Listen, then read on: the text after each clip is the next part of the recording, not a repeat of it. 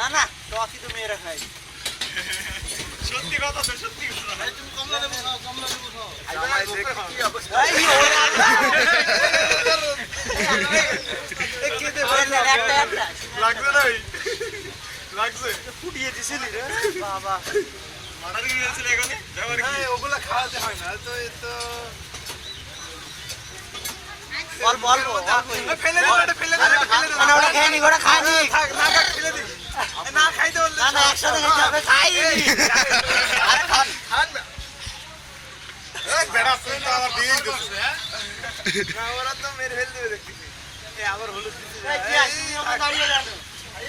আমা আপু রাগ তুই আবার আমার বাসিস রে ভাই আমারে দে আমার অবলবে আমার সবাই দিচ্ছে মারে না তোমার তো এইটা